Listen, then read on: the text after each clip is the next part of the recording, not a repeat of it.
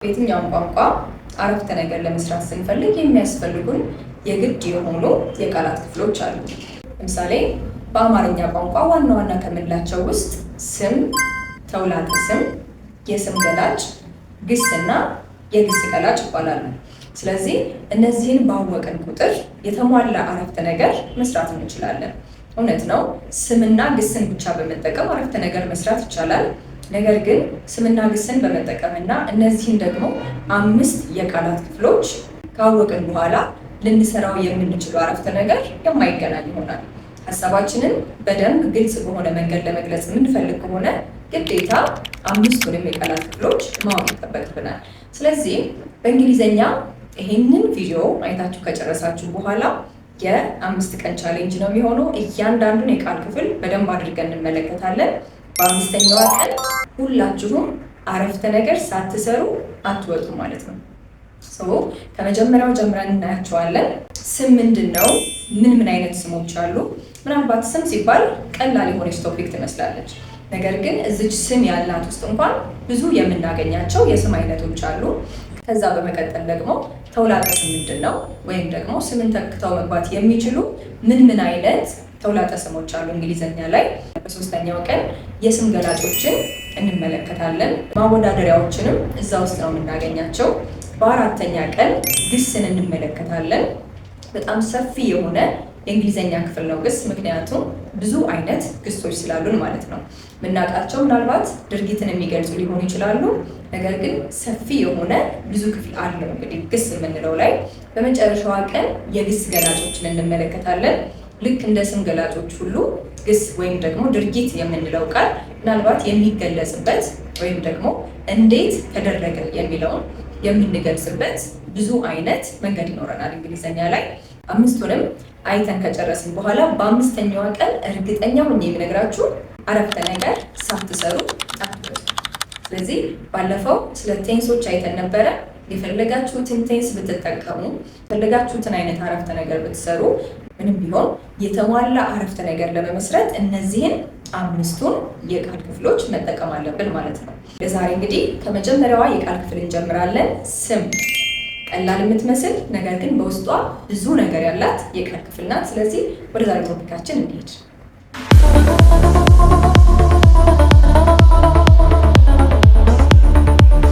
እሺ እንግዲህ በተባባልነው መሰረት ስምን ነው ዛሬ በመጀመሪያዋ ቀን የምናየው። ስም በእንግሊዘኛ ናውን እንለዋለን። የትኛውም የግራመር ትምህርት ሲጀመር ከስም ነው የምንጀምረው፣ ወይም ሰዋሰው የምንለው ማለት ነው በአማርኛችን ቋንቋ። እውነት ነው ለመግባባት የምንጠቀምበት መሳሪያ ነው። ነገር ግን በደንብ ወደ ውስጥ ጠለቅ ብለን እንማረው ካለን ሰፊ የሆኑ ክፍሎች አሉት። ከነዛ ውስጥ በጣም በመሰረታዊነት የሚታወቀው እንግዲህ በዋናነት ስም ነው። ማንኛውም ነገር መጠሪያ ወይም ደግሞ ስያሜ ስላለው ማለት ነው። በእንግሊዝኛ እንግዲህ ብዙ አይነት ስሞች አሉ። ከነዛ አይነት ስሞች እንግዲህ የተወሰኑትን ዛሬ እናያለን ማለት ነው። ናውን ስንል እንግዲህ የነገሮች መጠሪያ ወይም ደግሞ ስያሜ ነው። ናውን is something which names a person, animal, place or things። ስለዚህ እነዚህ ሁሉ ነገሮች ስያሜ ወይም ስም አላቸው ማለት ነው። ናውን የምንለው የእነዚህ ሁሉ ነገሮች መጠሪያ ነው። ይህን ያህል ካለን የስም አይነቶች ደግሞ አሉ። የስም አይነቶችን እንመልከት። መጀመሪያ ላይ የምታዩት ፕሮፐር ናውን የምትላለች። ፕሮፐር ናውን ስንል ለአንድ ነገር የተሰጠው ስፔሲፊክ የሆነች ስያሜ ናት ማለት ነው። ስለዚህ ከዛ ነገር ውጪ ያንን የሚመስል ሌላ ነገር ማናገኝ ከሆነ ስፔሲፊክ ናውን ወይም ደግሞ ፕሮፐር ናውን እንለዋለን። ለምሳሌ የኔ ስም ለእኔ ብቻ የተሰጠ መጠሪያ ነው። ሌላ ሰብለ አይኖርም ማለት አይደለም። እንደ እኔ አይነት ሰብለ ግን ሌላ የትም ሊኖር አይችልም። እያንዳንዱ ለእናንተ የተሰጣችሁ መጠሪያ ስማችሁ ለእናንተ ፕሮፐር ናውን ነው ማለት ነው። ምንም ስማችንን ሼር የሚያደርግ ሌላ ስም ቢኖር እንኳን ፕሮፐር ናውን ከመሆን አይቀየርም። በከተማዎች ደግሞ ስንሄድ አዲስ አበባ፣ ጎንደር፣ ድሬዳዋ ስፔሲፊክ ናውን ወይም ፕሮፐር ናውን ናቸው። ምክንያቱም 2 አዲስ አበባ አናገኝም። አዲስ አበባ ካልን በዓለም አቀፍ ደረጃ ስለማን እንደምናወራ በግልጽ ይታወቃል ማለት ነው። እንስሶች ካላችሁ ቤት ድመት ወይም ውሻ ካላችሁ እና ስም ያወጣችሁላቸው ስም የነሱ ፕሮፐር ናውን እንለዋለን ማለት ነው። በቀጣይ ደግሞ የምናገኘው ኮመን ናውን ነው። ኮመን ናውን ስንል እስካሁን ያወራናቸውን ስፔሲፊክ ናውኖች ወይም ስፔሲፊክ የሆኑ ስሞች አንድ ግሩፕ ላይ ስናስቀምጣቸው ወይም ሰብሰብ ስናደርጋቸው ወይም የወል ስም የምንለው ማለት ነው በአማርኛ ለነዚህ ሁሉ አንድ የጋራ መጠሪያ የሆነ ስም ስንሰጣቸው ኮመን ናውን እንለዋለን። ስለዚህ ኮመን ናውን ለምሳሌ እኔ አስተማሪ ከሆንኩኝ እንደኔ አይነት ፕሮፌሽን ያላቸው ሌሎች ሰዎች ሁሉ ቲቸር እንላቸዋለን። ስለዚህ መምህር ወይም አስተማሪ ኮመን ናውን ነው ማለት ነው። ለራሴ የተሰጠኝ ስም ፕሮፐር ናውን ነው። ስራዬ ቢጠራ ግን የሚሆነው ኮመን ናውን ነው ማለት ነው። በቦታዎች ደግሞ ሲቲ ብል አዲስ አበባ፣ ጎንደር፣ ባህር ዳር እነዚህ ሁሉ ሲቲ ናቸው ወይም ከተማ ናቸው። ስለዚህ እነዚህን ሁሉ አንድ ላይ ስናስገባቸው ኮመን ናውን እንላቸዋለን ማለት ነው። ከዛ በቀጣይነት ደግሞ የምናገኘው ኮሌክቲቭ ናውን የምንላቸው ነው። ኮሌክቲቭ ናውን ራሱን የቻለ ሰፊ የሆነ ፓርት ነው። ኮሌክቲቭ ናውን ስንል ደግሞ አንድ ተመሳሳይ የሆነ ነገር አንድ ግሩፕ ውስጥ ሲገባ እና እንደ አንድ አይነት ማንነት ሲሰጠው እሱን ኮሌክቲቭ ናውን እንለዋለን። ኮሌክቲቭ ናውንን ለየት የሚያደርገው አንድ ላይ ከሰበሰብነው በኋላ እንደ አንድ የሆነ ማንነት ተሰጥቶት በአረፍተ ነገር ውስጥም ስንጠቀመው ከጠራነው በኋላ ኢዝ ነው የምንለው። በዛ ውስጥ ብዙ ነገሮች ይኖራሉ። ነገር ግን ኮሌክቲቭ ካደረግነው እና አንድ ግሩፕ ውስጥ ካስገባነው በኋላ ስንጠራው እንደ ሲንጉላር ናውን ነው የምንጠራው ማለት ነው፣ ወይም እንደ አንድ ስም ነው የምንጠራው ማለት ነው። ለምሳሌ እስኪ በጎችን አስቡ። በጎች ብዙ በጎች ሜዳ ላይ ብንመለከት እና በኮሌክቲቭ ናውን መጥራት ብንፈልግ ምን እንላቸዋለን? ሄርድ ኦፍ ሺፕ እንላቸዋለን። ሄርድ የምትለዋ ምንድነች ማለት ነው? ኮሌክቲቭ ናውን ነች ማለት ነው። ምንም እንኳን ብዙ በጎች ቢሆኑም አንድ ላይ ያሉት ሄርድ ከተጠቀምኩኝ ግን እንደ ሲንጉላር ናውን ወይም አንድ ስያሜ ሰጥቷቸው ማለት ነው። ፍሎክ ኦፍ በርድስ እንላለን። ፍሎክ የምትለዋ ቃል ለወፎቹ አንድ መጠሪያ ነች ማለት ነው። ስለዚህ ፍሎክ ኦፍ በርድስ ካልኩኝ በኋላ እንደ አንድ ስያሜ ነው እየተጠቀምኩኝ ያለሁት ማለት ነው። ሲቀጥል ደግሞ ፕራይድ ኦፍ ላየንስ እንላለን። ፕራይድ ኦፍ ላየንስ ማለት አሁንም ውስጡ ብዙ አንበሶች ናቸው ያሉት፣ ነገር ግን ፕራይድ የምትለዋ ግሩፓቸውን አንድ ላይ አድርጋ ጠራችልኝ ማለት ነው። ከሰዎች መካከል ደግሞ ለምሳሌ ቲም ኦፍ ፕሌየርስ እንላለን። ስለዚህ ቲም እንደ አንድ ናውን ነው እየጠራሁት ያለሁት፣ በውስጡ ግን ብዙ ተጫዋቾች እንዳሉ ደግሞ ጠቁማለሁ። ቲም ኦፍ ፕሌየርስ ብዬ ስጠራ ማለት ነው። እነዚህ እንግዲህ ቲም ስንል፣ ሄርድ ስንል፣ ፍሎክ ስንል፣ ፕራይድ ስንል እነዚህ ሁሉ ምንድናቸው? ኮሌክቲቭ ናውን ናቸው ማለት ነው። በውስጣቸው የምናገኘው ተመሳሳይ የሆነ ነገር ብቻ ነው። በቀጣይ ደግሞ የምናገኘው ኮንክሪት ናውን ነው። ኮንክሪት ናውን ስንል ኮንክሪት ከቃሉ እንደምንረዳው ልነካው እችላለሁ ማለት ነው። ስለዚህ የሚነካ የሚዳሰስ አይነት ስም ከሆነ ወይም ደግሞ የሚነካና የሚዳሰስ አይነት ማንነት ያለው ነገር ከሆነ ኮንክሪት ናውን እንለዋለን። ቴብል ስንል፣ ሶፋ ስንል፣ ቤድ ስንል፣ ፍላወር ስንል እነዚህ ሁሉ ምንድናቸው? ኮንክሪት ናውን ናቸው። ምክንያቱም ማየትም መንካት መዳሰስም ስለምንችል ማለት ነው። በቀጣይነት የምናገኛት ደግሞ አብስትራክት ናውን ነች። አብስትራክት ናውን ስንል እነዚህ ነገሮች እናውቃቸዋለን፣ ፊል ማድረግ እንችላለን። ድንካችሁ ስንላቸው መንካት የምንችላቸው ነገሮች አይሆንም። ለምሳሌ ፊልሞቻችን በብዛት ሃፒነስ፣ ሳድነስ፣ ላቭ፣ ሄት፣ እነዚህ ፍቅር፣ ጥላቻ፣ ሰላም፣ ደስታ እነዚህ ነገሮች ሁሉ ስያሜ ናቸው። ደስታ ስል ምን ለማለት እንደፈለኩኝ መረዳት እንችላለን። ደስታን ንኩ ብል ግን ደስታን መንካት አይቻልም። ሐዘንን ንኩ ብል ሐዘንን መንካት አይቻልም። ግን ሐዘን ምን እንደሆነ መረዳት እንችላለን። እንግዲህ ስለ ናውኖች አይነት በአጭሩ ይሄን ያህል ካልን አሁን ደግሞ የምንመለከተው ናውኖች እንዴት ይጻፋሉ የሚለውን ነው። ወደ ካፒታላይዜሽን ህግ ነው በቀጣይ የምንሄደው። ከኮመን ናውን እና ከፕሮፐር ናውን እንግዲህ ኮመን ናውን መጀመሪያ ላይ ካልመጣ በስተቀር ካፒታል ሌተር ሆኖ አይጀምርም። ፕሮፐር ናውን ግን የትኛውን ቦታ ላይ ቢመጣ የአረፍተ ነገራችሁ መጀመሪያ ላይ ቢመጣ፣ መሀል ላይ ቢመጣ፣ መጨረሻ ላይ ቢመጣ የምትጽፉት በምንድን ነው? በካፒታል ሌተር ነው። ስለዚህ ካፒታላይዜሽን ህግ ለፕሮፐር ናውን ሁልጊዜ ይሰራል ማለት ነው።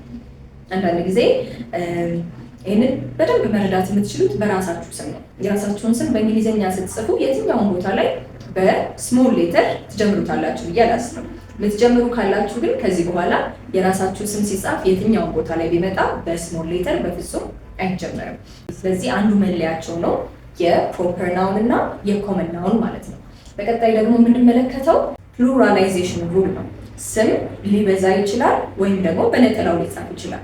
ስለዚህ እስኪ አሁንም ከጥያቄ እንጀምር። ፕሮፐር ናውንን ፕሉራላይዝ ማድረግ እንችላለን ወይ? ስለዚህ የራሳችሁን ስም አስቡና የራሳችሁን ስም በብዙ ቁጥር መጥራት ትችላላችሁ ወይ? ምክንያቱም ምንም እንኳን እንዳልኳችሁ ቅድም የእናንተን ስም ሼር የሚያደርግ ብዙ ሰው ቢኖርም ነገር ግን እናንተን የሚመስል ሌላ ምንም አይነት ሰው ሊኖር ስለማይችል ለስፔሲፊክ ናውን ወይም ለፕሮፐር ናውን ፕሉራላይዜሽን የሚባል ህግ ወይም ደግሞ ማብዛት የሚባል ነገር የለም ማለት ነው። ነገር ግን ኮመን ናውኖች ላይ ስንመጣ ማብዛት እንችላለን። ዋናው ጥያቄ ግን እንዴት እናብዛቸው የሚለው ነው። ምክንያቱም ሁሉም ተመሳሳይ የሆነ የማብዣ ህግ ስለማይጠቀሙ አማርኛ ላይም በደንብ ታውቃላችሁ ብዬ አስባለሁ። ኦች፣ ዎች የሚሉ ማብዣዎች አሉ። እንግሊዘኛ ላይ ትንሽ በዛ ይላሉ። ለማብዛት እንግዲህ ሁለት አይነት ህጎች አሉ። ሬጉላር ፕሉራላይዜሽን እና ኢሬጉላር ፕሉራላይዜሽን የምንለው ህግ አለ። ሬጉላር ከስሙ እንደምንረዳው ህግ ያለው ነገር ወይም ደግሞ መመሪያ ያለው ነገር ነው፣ መደበኛ የሆነ ነገር። ኢሬጉላር ካለን ግን ህግ አልባ ነው ወይም ደግሞ እንዲህ ነው ብለን የምንከተለው መንገድ አይኖረንም። ስለዚህ ልክ እነሱን ለማወቅ ምንድነው ማድረግ ያለብን ማለት ነው? በስነ ስርዓት አስቀምጠን ማንበብ ነው ያለብን። ከዛ በኋላ ያው አእምሯችን እየለመዳቸው ሲመጣ የትኛው ነው ፕሉራል፣ የትኛው ነው ሲንጉላር፣ እንዴት አድርጌ ወደ ፕሉራል ልለውጠው የሚለውን እየለመድን እንመጣለን። ለሬጉላሮቹ ግን ህጎች ስላሉ በህጋቸው መሰረት እናያቸው የተወሰነ። አብዛኛውን ጊዜ እንግዲህ የእንግሊዝኛ ፕሉራላይዜሽን ኤስ በመጨመር ያበዛል። ይሄ በጣም የተለመደው መንገድ ነው። ለምሳሌ ከእያንዳንዱ በፕሉራል መንገድ ኤስን የሚጨምሩትን እንመልከት። ለምሳሌ ከሰዎች ቲቸር ቲቸርስ ይሆናል። ከእንስሳ ላየን ላየንስ ይሆናል ሲበዛ። ከነገሮች ቴብል ቴብልስ ይሆናል። ከቦታዎች ደግሞ ማውንቴን ማውንቴንስ ይሆናል።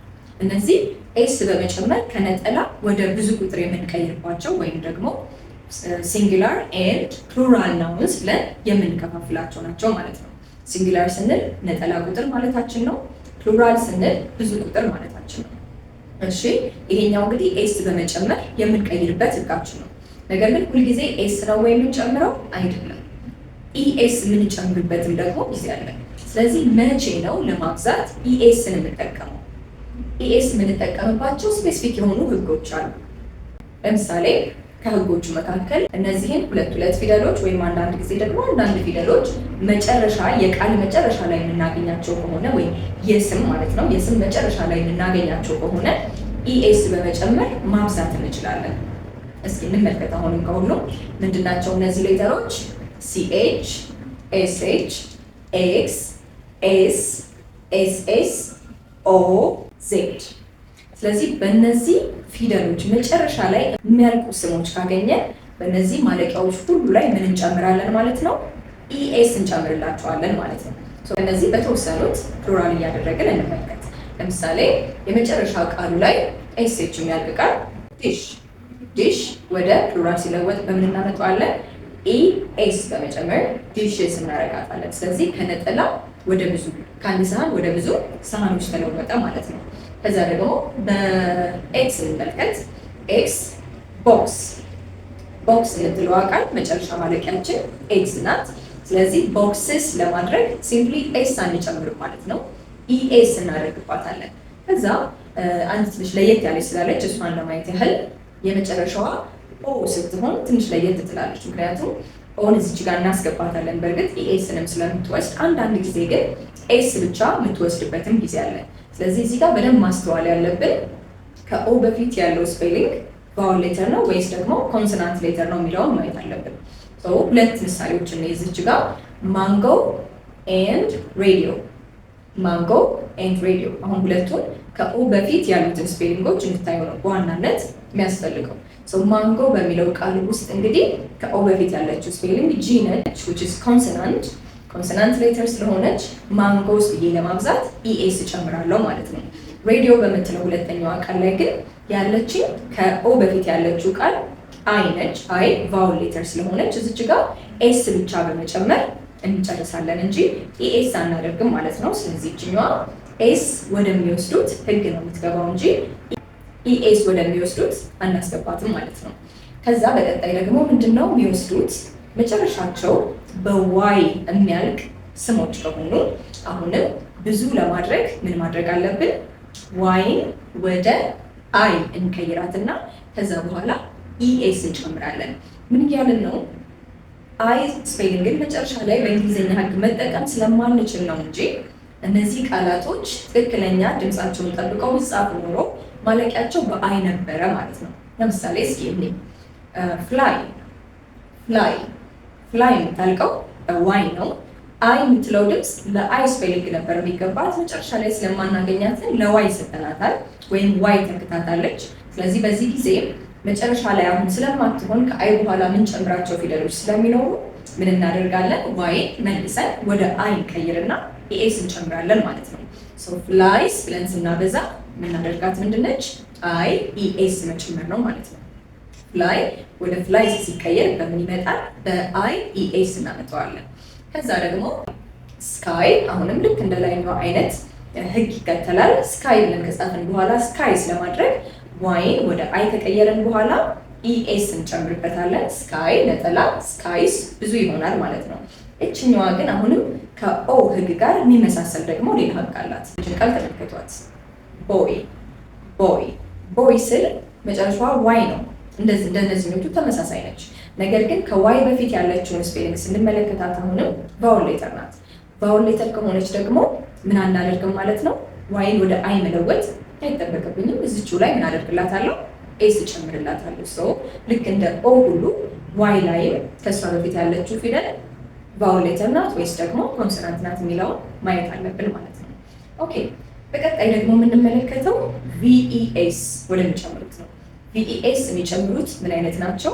መጨረሻ ላይ ሳይለንት ኢ ያላቸው ቃሎች ወይም ደግሞ በኤፍ የሚጨርሱ ከሆኑ አሁንም ምን ይሆናሉ ማለት ነው? በቪኢኤስ ወደ ፕሉራል ይመጣሉ። ለምሳሌ ሊቭ ሊቭ ሊቭ እንግዲህ በኤፍ ነው የምትጨርሰው። ስለዚህ ሊቭን ወደ ፕሉራል ለማምጣት ብፈልግ ምንድነው የማደርገው? ኤፍ ወደ ቪ ትቀየራለች። ከዛ በኋላ ኢኤስ እንጨምራለን። ስለዚህ ሊቭ የነበረችው ሊቭስ ሆነች ማለት ነው። ሊቭስ ሆነች በኤፍን በቪ ከቀየርኩላት በኋላ ማለት ነው። ሌላ ከአብስትራክት ናውን ላይፍ ላይፍ ላይፍ ማለት ህይወት ነው። አብስትራክት ናውን ነው፣ ህይወትን ስለማንዳስሰው። ሶ ላይፍ ወደ ፕሉራል እንዴት ነው የሚቀየረው? አይ ቲንክ ብዙ ጊዜ አሁን ስታነቡ አይታችሁታል ብዬ አስባለሁ። ሁለት ተመሳሳይ የሆነ ስፔሊንግ ያላቸው ቃል አሉ፣ ሊቭስ እና ላይቭስ። ለምንድን ነው አንዷን ሊቭስ ብለን የምናነበው? ለምንድን ነው አንዷን ላይቭስ ብለን የምናነበው? ምክንያቱም ያችኛዋን ሊቭስ ቨርብ ኤስ ስትሆን እችኛዋን ላይቭስ ብለን የምናነባት ግን የላይፍ ፕሉራል ፎርም ስለሆነች ነው።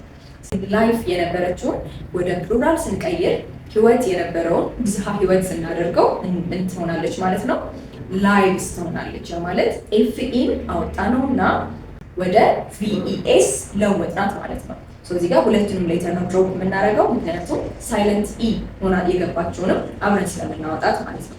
እነዚህ በሙሉ እንግዲህ በሬጉላር ፎርም ነጠላ ቁጥር ያለውን ስም ወደ ብዙ ቁጥር ስንቀይር ያሉን ህጎች እነዚህ ናቸው። ነገር ግን እንዳልኳችሁ ደግሞ ኢሬጉላር የምንላቸው ደግሞ አሉ። ለኢሬጉላር እንዳልኳችሁ ህግ የለንም። ኢሬጉላር ናውን ሲንጉላር ሲሆንና ፕሉራል ሲሆን እንዴት ነው የምናውቀው? በማጥናት ምናልባት ፊልም ላይ በማየት ምናልባት ደግሞ መጽሐፎች ስናነብ እያስተዋልናቸው ከሄድን ልናገኛቸው እንችላለን እንጂ ይሄ እንደዚህ ከሆነ እንደዚህ ነው የሚሆነው የሚል ደፍኔት የሆነ ህግ ለኢሬጉላር ናውን የላቸውም ማለት ነው። የተወሰኑ ግን ምሳሌዎች ለማየት ያህል ከኢሬጉላር እስኪ ምናልባት ኮመን ይታወቃሉ ብዬ ከማስባቸው ለመጀመሪያ ያህል ማን ማን ወደ ፕሉራል ሲለወጥ ምን ይሆናል? ሜን እናደርገዋለን ማለት ነው። ከዛ ደግሞ ቀጣይ ደግሞ እንመልከት። ቻይልድ አንድ ልጅ ቻይልድ እንላለን። ወደ ብዙ ስናመጣው ቻይልድስ አይሆንም ማለት ነው። ምንድነው የምናደርገው? ችልድረን እናደርገዋለን። አንድ እግር ፉት እንለዋለን። ወደ ፕሉራል ስናመጣው ፊት ይሆናል ማለት ነው። ተመሳሳይ የሆነ ፎርም ከሚጠብቁት ውስጥ ሺፕ አንድ በግ ሺፕ እንለዋለን። ብዙ በጎች ቢኖሯችሁ ሺፕስ አትሉም ማለት ነው። ያው ሺፕ እንደሆነ ይቀጥላል። ስለዚህ ዋን ሺፕ ሜኒ ሺፕ፣ አንድ በግም ሺፕ ነው፣ ብዙ በጎችም ሺፕ ነው ማለት ነው። እነዚህ ከኢሬጉላሮች ውስጥ ምሳሌዎች ናቸው። ይሄ እንግዲህ እንዴት ነጠላ ቁጥር ያለውን ስም ወደ ብዙ ቁጥር መለወጥ እንችላለን በእንግሊዝኛ ህግ መሰረት ይህን ይመስላሉ የተወሰኑ ምሳሌዎቻችን። ዛሬ ከስም ከስያሜነት ባለፈ ወይም ከመጠሪያነት ባለፈ ስም ወይም ናውን በምንላት በዚህ ቀላል በምትመስል በጣም የለመድናት በምትመስል ቶፒክ ውስጥ ብዙ ነገር እንዳየን ተስፋ አደርጋለሁ። እንግዲህ የመጀመሪያዋ ቀን ቶፒካችን ይች ነች። አረፍተ ነገር ለመስራት ከስም ስለምንጀምር ብዙ ጊዜ እንግዲህ የመጀመሪያ የአረፍተ ነገራችንን ክፍል አግኝተናል ብዬ አስባለሁኝ። ፕሉራል ነው መጠቀም የምትፈልጉት? ፕሮፐር ናውን ነው መጠቀም የምትፈልጉት? ኢዝ ኢት ኮንክሪት? ኢዝ ኢት አብስትራክት? የትኛውንም ናውን መጠቀም ብትፈልጉ በደንብ ተብራራ ብዬ አስባለሁ። አንዳንዴ ቀላልና የለመድናቸው የሚመስሉ ነገሮች ስለሆኑ የሚያሳስቱን ሁሉንም በጣም ጊዜ ወስደን ትኩረት አድርገን ማንበብ ማየት ይጠበቅብናል። እንግዲህ ከዚህ በኋላ ሙሉ አረፍተ ነገራችንን ለመስራት 4 የቃል ክፍሎች ብቻ ይቀሩናል። እነሱም ደግሞ በሚቀጥሉት ጊዜያቶች ደግሞ እንመለከታለን። እንደተባባልነው በ5ኛ ቀን አረፍተ ነገር ሳትሰሩ አንለያይም ማለት ነው። እንግዲህ በደንብ ማወቅ እፈልጋለሁ፣ በደንብ መማር እፈልጋለሁ የምትሉ ከሆነ አሁንም ደግሞ ከዚህ ባለፈ ከዚህ በተሻለ በአካልም በኦንላይንም መማር ትችላላችሁ። ምርጫችሁ በኦንላይን ከሆነ በምትመለከቱት ስልክ ቁጥር መደወል ይቻላል። ምርጫችሁ ግን በአካል መማር ከሆነ ደግሞ አድራሻችን መገናኛ ኢትዮ ሴራሚክስ ህንፃ ፊት ለፊት ተስፋዬ ወርቅ ህንፃ 4ኛ ፎቅ ቢሮ ቁጥር 405 ብትመጡ እንገኛለን። እናንተን ለማስተናገድ ሁልጊዜ ዝግጁዎች ነን። ሰብስክራይብ፣ ሼር ማድረግ እንዳትረሱ። ኮመንትም ካላችሁ ማስቀመጥ ይቻላል።